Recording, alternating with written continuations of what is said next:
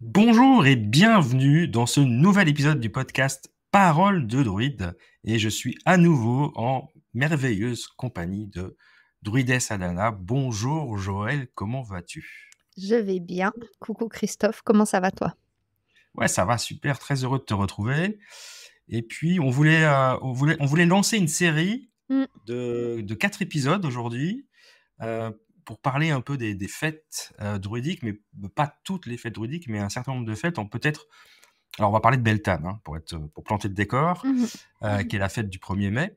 Et on voudrait peut-être replanter un peu le décor de ce que sont toutes ces fêtes, parce qu'il y a des fêtes qui sont liées avec les solstices et les équinoxes, et puis il y a des fêtes qui sont liées plutôt avec la culture celtique, enfin l'agriculture, et la lune aussi, je crois. Oui. Peut-être refaire un petit panoramique pour remettre du contexte et expliquer ce que c'est que ce cycle druidique dont on a déjà parlé.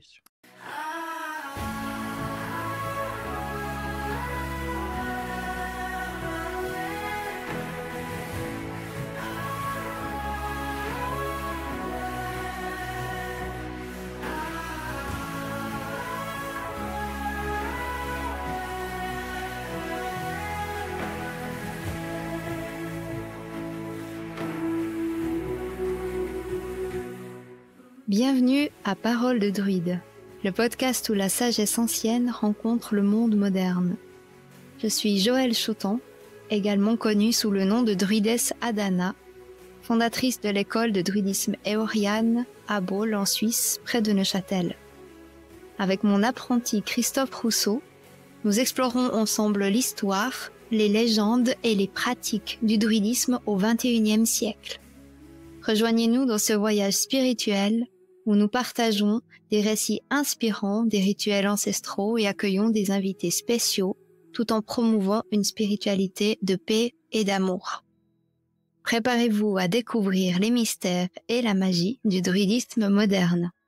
Oui, alors tout à fait. En fait, il y a 8 fêtes calendaires dans l'année. Donc, ces 8 fêtes sont séparées en 4 et 4 fêtes.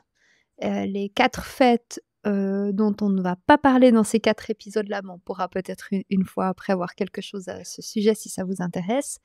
C'est les fêtes qui commencent par Alban, qui veut dire lumière, qui sont les fêtes associées au cycle du soleil. Et ces fêtes sont basées sur les équinoxes et les solstices, donc c'est des fêtes qui sont observables astronomiquement parlant. C'est des jours précis au niveau de l'astronomie avec des levées et couchers de soleil à des moments précis de l'année qui rythment l'astrologie. L'astronomie plutôt, plus que l'astrologie. L'astronomie, pardon, ouais. L'astronomie. Donc astronomiquement parlant, c'est des fêtes qu'on dit solaires qui sont basées sur entre le 20 et le 22 mars, juin, septembre et décembre, donc les solstices en juin et en décembre et les équinoxes en mars et en septembre, avec des moments où il va faire très jour au solstice d'été, très nuit au solstice d'hiver, et un équilibre entre le jour et la nuit aux équinoxes de mars et de septembre, qui note aussi les débuts des saisons telles qu'on les connaît et qu'on apprend à l'école, avec le début de printemps, typiquement à l'équinoxe de printemps. Ces fêtes, elles commencent par Alban quelque chose, qui veut dire lumière. Par exemple, Alban Eilir, qui est l'équinoxe de printemps, que vous connaissez peut-être sous le nom d'Ostara, qui est le nom d'une déesse qui vient entre autres des pays nordiques. Vous le connaissez aussi sous le nom des Lita, qui est le nom de Alban Effin pour le solstice d'été. Lita qui est le nom aussi d'une déesse. Voilà. Alban Elfed pour l'équinoxe d'automne, qui n'est pas du tout le nom, enfin qui est le nom de Mabon dans les noms traditionnels, mais qui est le nom d'un personnage mythologique. C'est même pas vraiment un dieu. C'est un enfant qui a été enlevé à sa mère à son plus jeune âge et qui est sauvé par les chevaliers de la table ronde. Il fait partie des textes des Mabinogions, donc les textes initiatiques qui font partie de ce qu'on appelle la matière de Bretagne, donc les textes bretons.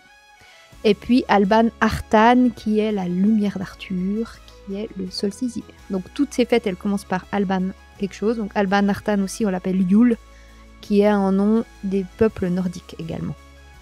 Donc ces fêtes, elles sont vraiment basées sur le soleil. Et nous, on va s'intéresser aux fêtes qu'on dit intermédiaires, qu'on appelle aussi les fêtes agricoles, agraires ou lunaires, qui sont des fêtes qui sont un petit peu moins connues parce qu'elles sont à cheval entre deux fêtes solaires. Par exemple, on a Imbolc, qui est la fête du 1er février, ou la pleine lune la plus proche du 1er février, ce serait plus juste, qui est à cheval entre Alban Artan et Alban Eilir, donc le solstice d'hiver que vous connaissez sous le nom de Yule, et Ostarak, qui est l'équinoxe de printemps. Et au milieu de ça, dans ces 3 mois en fait de temps qu'il y a entre deux fêtes, il y a 1 mois et demi à cheval, là au milieu, qui va donner Imbolc, qu'on pourrait, si on veut respecter ces 1 mois et demi, la mettre le 1er février, mais sinon c'est toujours la pleine lune la plus proche d'eux. C'est pour ça qu'on dit que c'est une fête lunaire. Et elle n'a pas vraiment de date fixe, on va plutôt la faire aléatoirement selon les pleines lunes. Donc voilà pour ces fêtes, et elles se nomment Imbolc pour celle autour du 1er février, Beltane dont on va parler aujourd'hui, qui est du coup le 1er mai, le 1er août Lughnasadh, l'assemblée de Lugh, et Samhain, qu'on écrit Samain ou Samin, la Samin, qui est le 1er novembre, qui est une fête double parce qu'elle se fête le 31 octobre et le 1er novembre. C'est la seule fête double. Ce qui nous fait en vrai 9 fêtes, pas 8. Oui, c'est vrai. Voilà, pour situer le contexte. Exactement. Merci beaucoup pour ces précisions, c'est important. Et puis, on voulait parler de... Bon, alors, d'habitude, les podcasts, on fait pas trop saisonnier, mais là, on est quand même plus proche de Beltane. Donc, on avait envie de parler de Beltane parce que les beaux jours arrivent, puis on a envie de parler des choses autour des fêtes du 1er mai.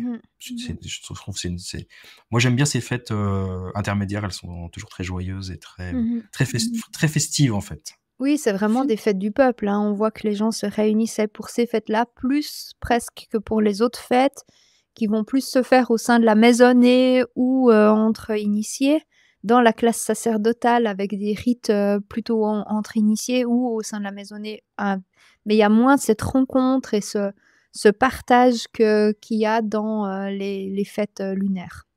Donc les fêtes comme Beltane. Donc Beltane. Oui. Parlons de Beltane. Beltane, ça vient de Beltane, hein, des feux de Bel. Ouais, les feux de Bel. Bel qui veut dire le soleil. Donc c'est le feu du soleil, si on veut. C'est représentant du masculin, si on veut. C'est le feu du principe masculin. Donc il faut rappeler que Beltane, ça s'inscrit dans les 3 fêtes de feu qui font partie de l'année.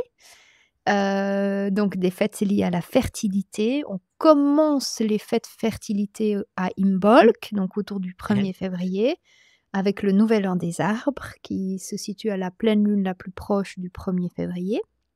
Donc c'est là que les arbres vont commencer à refaire circuler leur sève. Et puis ensuite on a Alban Eilir avec la fête de l'équinoxe de printemps qui est aussi une fête de feu et de fertilité. Et on arrive à la fête de Beltane qui est la 3e fête de feu qui représente du coup un feu abouti. Parce qu'il faut toujours s'imaginer que quand on entre dans un principe de feu sur une temporalité de 3 mois, le feu d'Imbolc, c'est le feu de la maisonnée, c'est un feu tenu, c'est un feu qu'on connaît bien, qu'on va faire quand on va faire le feu dans notre maison, parce qu'en fait, c'est encore un feu à l'intérieur de la maison, c'est un feu plutôt calme à ce moment-là. Ouais. Et aussi le feu des bougies, c'est le feu de la cheminée, c'est un feu calme parce qu'en fait, on est encore en hiver. Et ensuite, on a Alban Eilir qui va déjà être un feu un peu plus actif, vu que on a toutes les fêtes de Pâques à ce moment-là, avec la fertilité, les œufs, la rencontre entre le féminin et le masculin, les animaux qui vont avoir envie de se reproduire, etc. Ça, c'est les fêtes du printemps. Et puis ensuite, on a Beltane, où là, on va vers un feu qui, du coup, a traversé ces différents états de feu, qui s'est stabilisé, et qui va être un feu qui connaît sa force intérieure et en même temps sa puissance extérieure par Imbolc intérieur et par Alban Eylir extérieur, et qui va trouver l'équilibre entre l'intérieur et l'extérieur, avec un feu très initiatique et très... il sait en fait, ce feu-là, il se connaît, voilà, on va dire ça comme ça. Il sait qui il est, Mmh. il se connaît, et il sait comment il a envie d'agir, ce feu-là. Donc ça, c'est le feu de Beltane. Et c'est pour ça qu'il est très intéressant, parce que c'est un moment de l'année où il va y avoir des rites puissants de fertilité qui vont justement, qui demandent, enfin qui vont aussi, mais qui demandent d'avoir un feu super stable dans les personnes qui participent à ce type de rite. D'accord. Et du coup, typiquement, qu'est-ce que... alors, on a bien compris qu'on faisait du feu, qu'on allumait des grands feux, Mhm. souvent dans les collines. Hein. Mhm. Quels sont les rites de feu? Quels sont les rituels associés? Voilà, c'est ça, soyons un peu plus précis. Quels sont les rituels associés à cette magnifique fête du 1er mai? Ben, justement, il y a 2 feux qui sont allumés sur les collines, qui représentent ce feu féminin qui est un feu interne associé à Imbolc, et ce feu masculin qui est un feu externe Mmh. plutôt associé à Alban Eylir. Et c'est donc Ostara, Alban Eylir, juste en fait on essaye de réapprendre les mots druidiques. Alban Eylir, c'est le nom druidique de cette fête. On l'appelle vraiment très pour la communauté païenne plutôt Ostara, mais essayons de l'appeler Alban Eylir. Donc pour Alban Eylir, qu'un feu plutôt sur l'extérieur qui va aller à la rencontre, hein. Et puis Beltane, c'est un feu qui va faire la rencontre entre ces 2 feux et leur permettre de pouvoir générer un nouveau monde ou une nouvelle création. Et donc c'est pour ça qu'on a 2 feux, et généralement on danse autour de ces 2 feux, les femmes autour d'un feu, les hommes autour d'un feu, et ensuite après ils se mélangent. Donc ils vont vraiment activer leur principe et ensuite après se mélanger. Ce que j'entends par se mélanger, c'est danser ensemble et plus. Et on fait pareil avant avec les troupeaux. Donc les troupeaux, ils vont passer entre les 2 feux et redonner ce nouvel élan créateur et fertile pour les troupeaux, pour le nouveau cycle. Donc faut s'imaginer que ces feux-là, en fait, ils vont garantir la suite, le développement de la population par le fait de générer des nouvelles naissances et de générer la vie.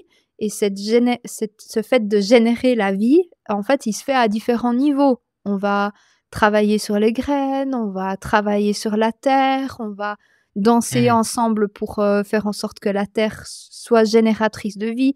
On va faire passer les troupeaux, on va nous-mêmes créer des habits, enfin, toute cette génération cette énergie génératrice de vie, elle va se faire sur tous les différents niveaux d'expression du clan, que ça soit à travers les arts, de tissage, de forge, de création d'outils, que dans le corps, comme c'est vécu entre 2 personnes qui vont se rencontrer ce soir-là. Cette nuit-là, c'est souvent la nuit de Beltane, hein. Et puis les troupeaux et tout en fait. Voilà, les gens souvent ils le résument Beltane à la nuit d'orgie, mais en fait, il faut s'imaginer que c'est bien plus que ça, parce qu'en fait, il y a un fameux slogan à Beltane, enfin slogan, c'est un proverbe à Beltane, c'est «À Beltane, coucher n'est pas tromper», donc ça résume en fait la croyance autour de cette fête qui est vraiment associée à la sexualité, alors qu'en fait, faut s'imaginer que dans le contexte de l'époque, c'est quand même nettement plus vaste que ça et que c'est hyper réducteur de s'imaginer que Beltane, c'était juste une soirée d'orgie où tout le monde couchait avec tout le monde. C'est de loin pas ça. Peut-être que, voilà, à la fin de la soirée, c'est ce qu'ils retiennent. C'est peut-être Ouais, on peut le bien imaginer dernier pourquoi. événement de la nuit. Mais avant, il y a quand Ouais, même eu ouais. beaucoup d'autres Non, choses. bah, c'est ce qu'il en reste, on va dire ça comme ça, mais C'est ce que la mémoire collective veut bien se souvenir. forcément, forcément. Mmh. Et d'accord. Alors évidemment, Je t'ai perdu. non, non, non, mais l'idée, c'est pas d'encourager, Les feux le de la Belle. communauté qui nous écoute à, voilà, vous faites ce que vous voulez, hein, dans votre, dans votre espace personnel. Mais du coup, typiquement, qu'est-ce que maintenant, en 2025, Le 1er mai arrive bientôt pour ceux qui écoutent ce podcast avant le 1er mai. Qu'est-ce qu'on peut faire pour célébrer Beltane chez soi, avec les amis, et peut-être après, qu'est-ce qui se passe à l'école chez toi le Ouais. 1er mai?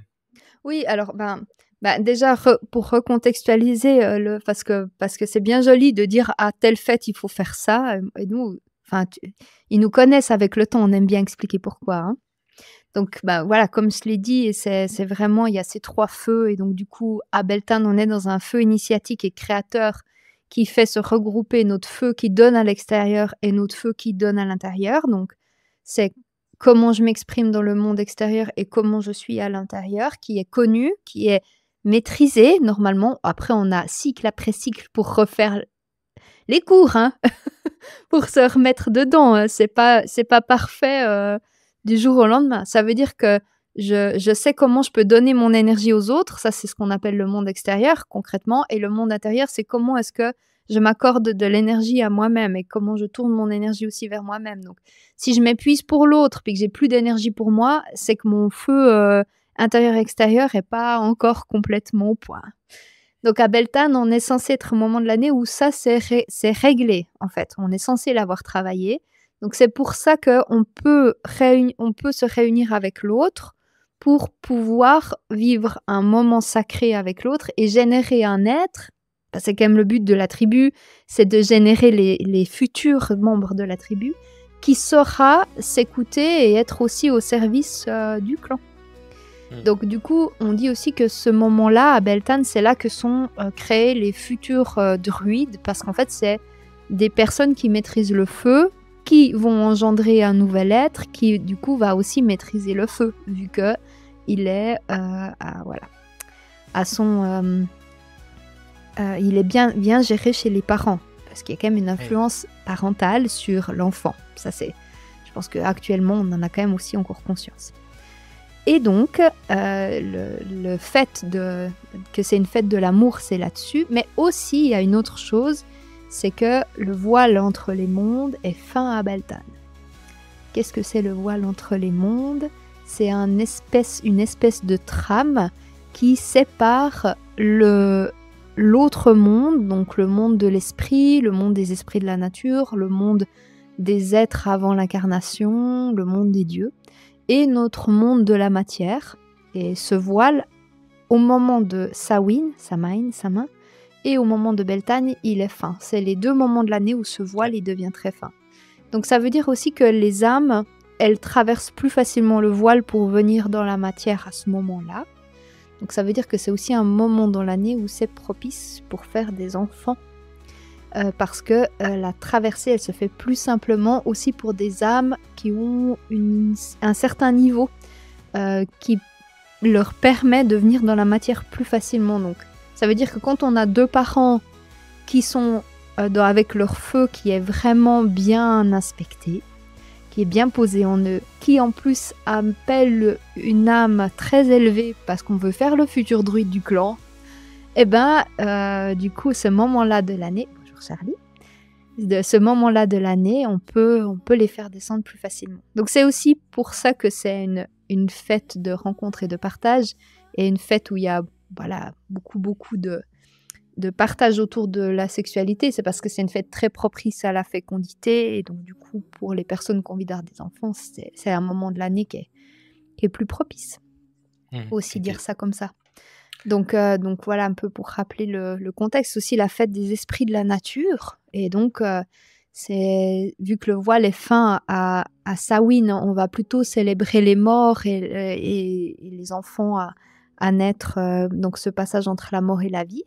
Tandis qu'à Beltane, on va plutôt célébrer la nature et les esprits de la nature qui vont être très très présents pendant cette période-là de l'année. Donc par rapport aux rituels qu'on peut faire chez nous, du coup moi je conseille beaucoup de rituels autour de la nature et des esprits de la nature. Donc par exemple je conseille de refaire les cabanes d'oiseaux qui ont un peu morflé pendant l'hiver, de refaire des petits coins dans le jardin, de créer un espace pour les fées, d'aller apporter des offrandes sur des sites ou alors au pied des arbres, de faire, d'aller dans la nature et d'observer toutes ces pierres en forme de ou qui nous rappellent des enfin voilà, tout ça. Et puis, d'aller simplement profiter des énergies de la nature parce que comme le voile, il est fin, ben, ça veut dire aussi que les arbres, ils communiquent mieux avec nous, les pierres, elles communiquent mieux avec nous, et cetera. Si tu te frottes au micro, choupette, les animaux aussi, ils communiquent mieux avec nous, on voit plus dans le coin de regard passer des trucs pendant cette, période-là de l'année. C'est assez fou, en fait, donc Mmh. quand on y est attentif. Donc voilà, ça, c'est un peu des rituels à faire, sinon toujours d'avoir un peu un feu, allumé chez nous. Est-ce que j'ai un poil de chat? Voilà. Un petit feu, bien sûr, vu qu'on est dans les fêtes de feu. Aller, ben, dire bonjour aux esprits de la nature, faire la fête avec des enfants, raconter des contes, écrire des histoires aussi, des poésies, des choses comme ça parce que ça descend bien à ce moment-là de l'année, on canalise bien. On peut tirer les cartes, voilà, ce genre de choses. OK. Très bien et du coup, comment on célèbre, Beltane, au sein de l'école Aérien? Mmh. Qu'est-ce qui s qu'est-ce qu'on fait comme cérémonie? Qu'est-ce qu'on fait comme, activité? Qu'est-ce que vous proposez finalement? Parce Ouais, que je sais alors qu'on peut se retrouver chez toi. oui, ouais. En fait, c'est le moment de l'année où on baptise les gens, donc c'est pas un baptême tel qu'on le verrait, pour, la tradition, chrétienne, mais c'est un donc faut rappeler que le baptême, il sert à se reconnecter avec qui je suis et la notion avec le «je suis plus grand que soi», donc c'est vraiment, avec le grand S dessus. Et c'est vraiment se connecter avec notre âme et refusionner avec notre âme et nous permettre d'ensuite d'avancer en étant dans ce lien avec cette part divine de nous ou avec un dieu, quel que soit, Dieu tout court, voilà. C'est vraiment l'idée de tourner le regard de tout ça, sur nous et hem et donc à ce moment-là de l'année, c'est le moment de l'année où on fait les baptêmes dans l'école éoriane. Donc on va, se retrouver, ça dépend un peu, des du la météo et de plein de choses, mais généralement vers un endroit où il y a de l'eau et puis, on va faire, les baptêmes sur les 5 éléments. Donc on baptise par la terre, par l'eau, par l'air, par le feu et ensuite par la nouivre qui est l'élément de l'éther pour permettre aux enfants, aux adultes, hein, on a de tous les âges qui sont venus et Ouais, n'est-ce pas? ouais, il y en a qui le font sur le tard.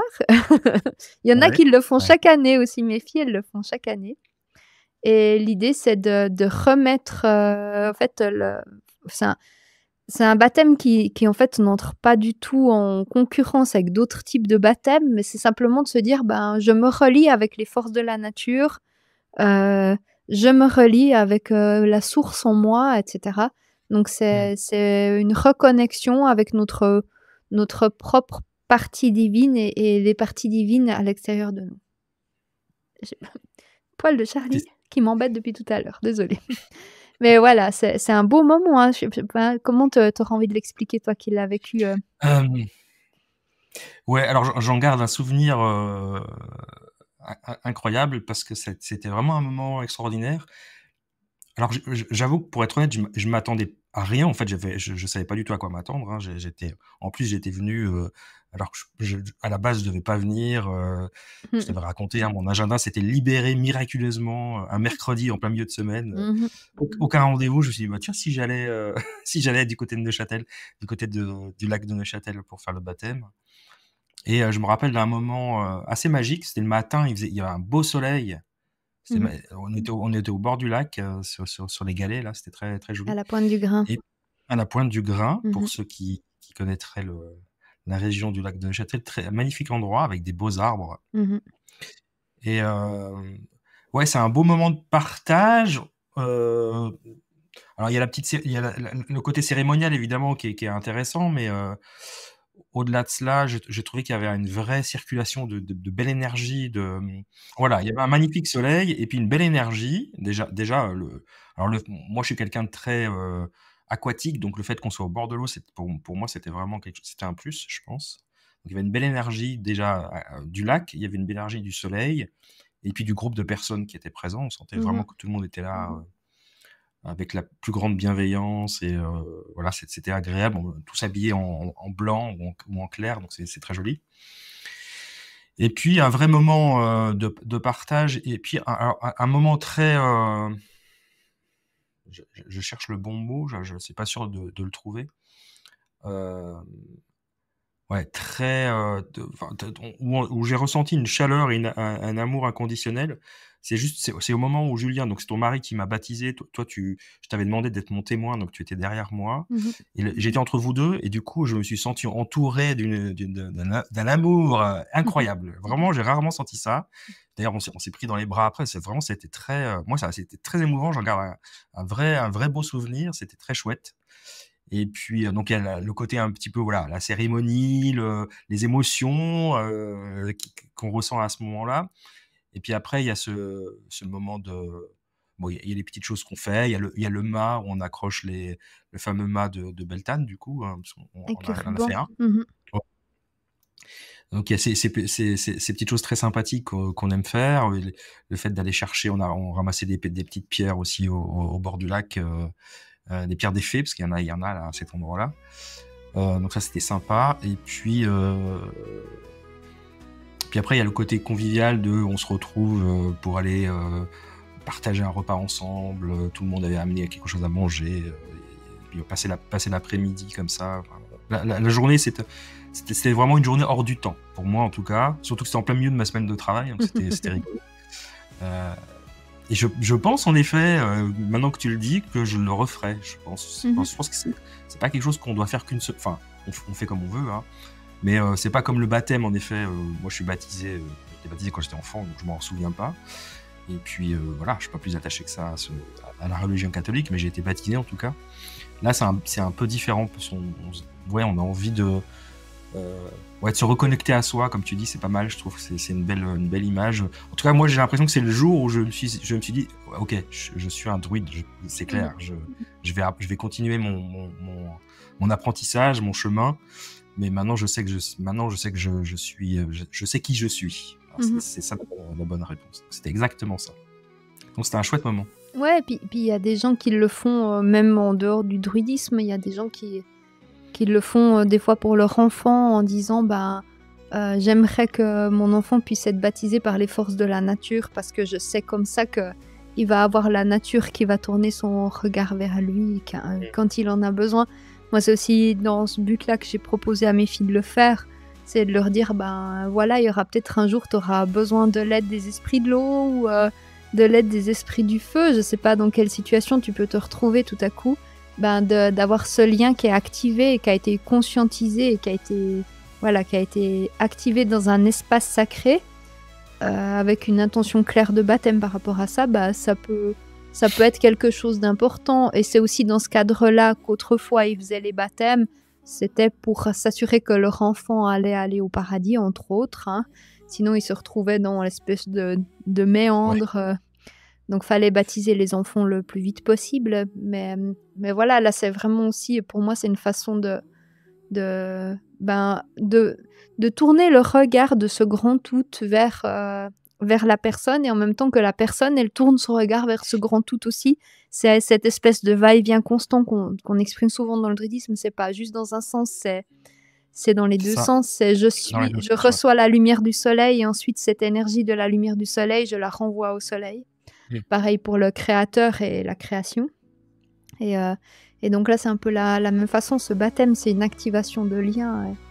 Et ouais, c'est un super beau moment. Donc voilà, c'est le 1er mai toujours. Hein. On le fait qu'une fois par an. J'ai des fois des gens qui me demandent des baptêmes à d'autres moments, mais moi, je les invite plutôt à venir le 1er mai et puis de faire tout le monde ensemble. Alors, c'est drôle parce que t'as vu, il y a des fois, il y a des familles entières, parce que c'est vraiment comme les baptêmes traditionnels quand on le fait à l'église. T'as des fois 20 personnes qui viennent accompagner un petit enfant qui vient se faire baptiser ce jour-là, et c'est super joli. Puis il y en a qui se disent sur le moment, je veux faire aussi. Alors ils s'avancent dans le cercle pour le faire aussi, et c'est super chou, quoi. Ça, c'est un beau moment. Donc ouais, c'est une cérémonie qui prend pas mal de temps selon le nombre de personnes. Donc là, cette année, on a décidé de faire le matin et l'après-midi.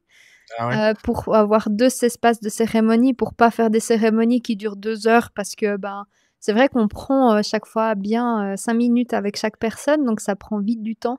On essaye de faire passer les petits enfants d'abord pour pas qu'ils aient besoin de patienter trop long dans le cercle, mais voilà, c'est clair que ça peut vite prendre du temps. Et c'est des beaux moments. Moi, j'aime beaucoup le jour du baptême.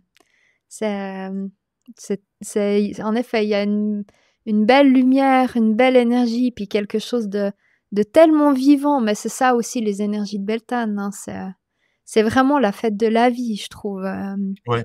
ouais.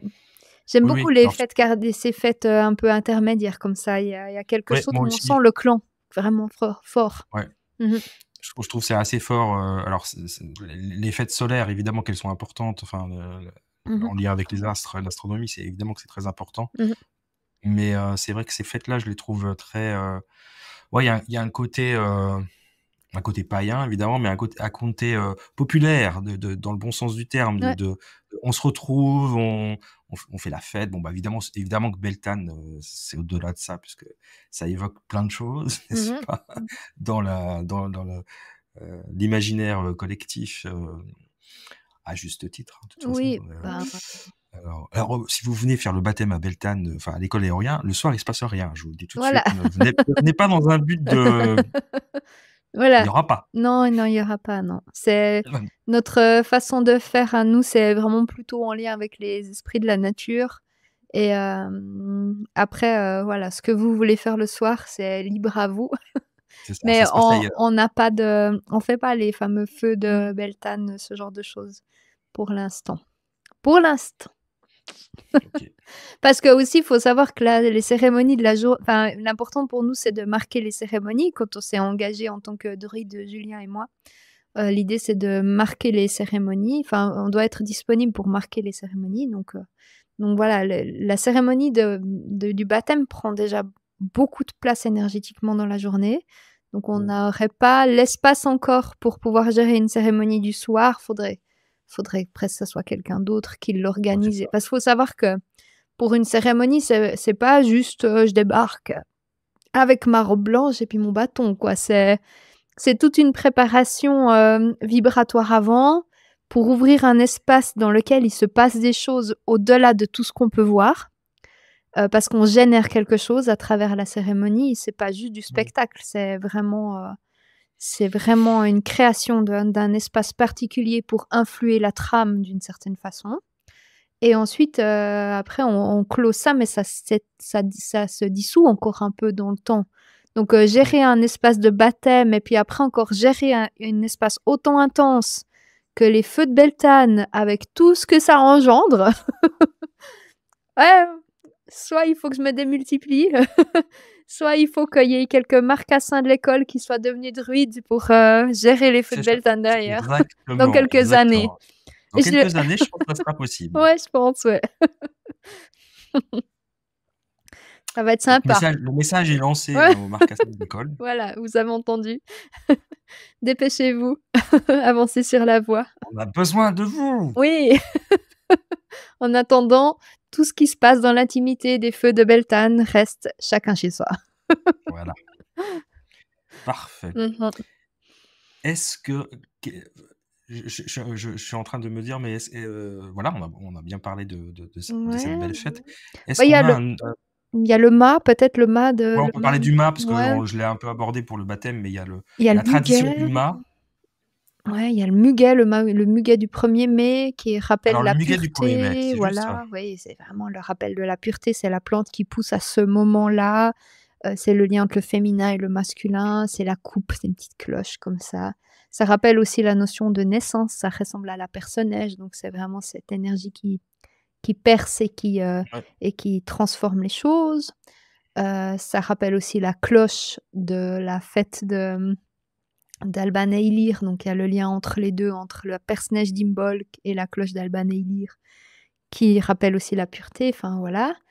Le mât du 1er mai, c'est un mât qui a donné un peu naissance à l'arbre de Pâques, mais en gros, c'est un mât en bois, autour duquel on va mettre des rubans et Et traditionnellement, en fait, on danse autour de ce mât. Souvent, les femmes dansent dans un sens et les hommes dansent dans l'autre sens et se croisent en quinconce. Et en fait, ça tresse en haut. Donc, tous les tressages et tous les cordages, il y a toute une tradition du nœud celtique aussi dans le druidisme. Ça rappelle les choses qui s'entrelacent. Et là, typiquement, le moment de Beltane, c'est un moment d'entrelacement vu que on a le voile fin entre les mondes.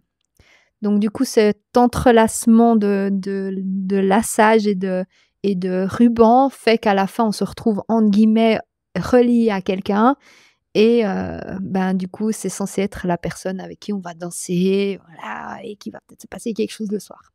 Et c'est un peu des façons de créer des liens et de créer des couples. Faut aussi s'imaginer que dans le clan, il y avait un petit peu moins de choix que dans notre société actuelle avec Mythique de mon époque. Je crois que chez les gens, ça c'est quoi Mythique? Je crois que ça existe même plus vraiment, mais Tinder et toute cette équipe. À l'époque, en gros, moi, quand je regarde mon arbre généalogique, ne serait-ce qu'il y a 100 ans, 200 ans en arrière, en fait, en gros, ils se marient souvent. Des fois, c'est le même nom de famille, ils se marient ensemble. C'est toujours le même village.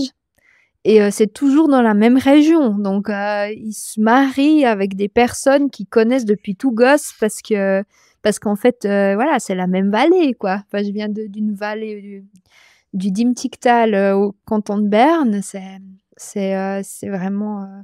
ils sont toujours... c'est à Dimtigun. Ils ont toujours grandi à Dimtigun. Ils sont enterrés à Dimtigun. Enfin, voilà. Donc, faut s'imaginer que ces nœuds, ils sont aussi utiles parce que tout d'un coup, on se retrouve réunis avec quelqu'un qu'on s'imaginait pas, que c'est notre voisin depuis toujours, puis qu'on n'a jamais cherché plus que plus avec cette personne parce qu'on la connaît depuis tout le temps. Puis, les choses du mois de mai font que tout d'un coup, on se retrouve avec cette personne, puis on se dit, pourquoi pas? En gros, ça doit être un peu ça. Donc, voilà. Ouais. Comment on dit? Le truc de rencontre, là. L'application de rencontre de l'époque, c'est le mât de mai. C'est aussi une C'est pas façon... mal, ça. ouais, c'est bien. Pareil, c'est aussi une façon entre la lune et le soleil et la notion de dans un sens, dans l'autre sens. C'est toutes les symboliques, elle a là derrière. Un qui tourne dans un sens, en entrelac dans l'autre. Tout ça se mélange et crée l'unité. Tu vois, c'est vraiment... Il y a tout ça là derrière. C'est intéressant. Il y a beaucoup, beaucoup, beaucoup de symboliques dans toutes les fêtes.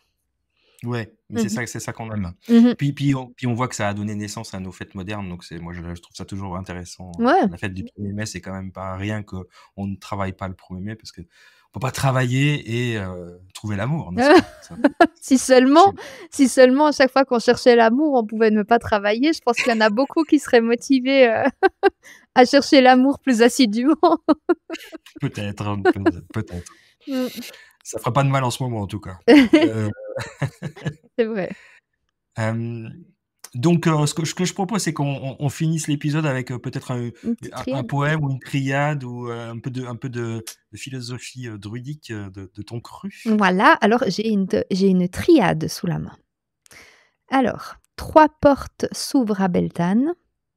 Le feu éclaire le chemin. L'union scelle le destin. La nature révèle le mystère. Alors, on a les 3 composantes parfaites de la fête. Là, ça Ouais, résume exactement. complètement ce qu'on vient de dire, je trouve. Oui. C'est exactement ça. Le feu qui éclaire le chemin, c'est vraiment l'illumination, la purification, la transformation. C'est aussi un moment de passage important. L'union qui scelle le destin, c'est cette union des forces dont on a parlé, qui va sceller un destin futur quand on trouve la personne avec qui s'unir. Mais des fois, c'est soi. Aussi, il faut rappeler que on est dans un feu qui ne cherche pas forcément qu'à l'extérieur. C'est aussi le feu de l'âme et de l'esprit en réunion de soi à soi. C'est pour ça qu'on fait les baptêmes ce jour-là. Et la nature qui révèle le mystère, parce que Beltane nous rappelle qu'à travers ce voile fin entre le monde des esprits ou l'autre monde et notre monde actuel, on peut aussi voir notre monde dans cet autre monde, et cet autre monde peut se voir dans notre monde, le miroir de l'un et de l'autre, et donc beaucoup, beaucoup de mystères de la création sont cachés dans la nature. C'est pour ça que dans le druidisme, on passe beaucoup de temps dans la forêt, ça tu connais bien. Et donc, du coup, c'est vraiment qu'est-ce que je vois dans la nature qui me parle et comment moi je peux lui parler.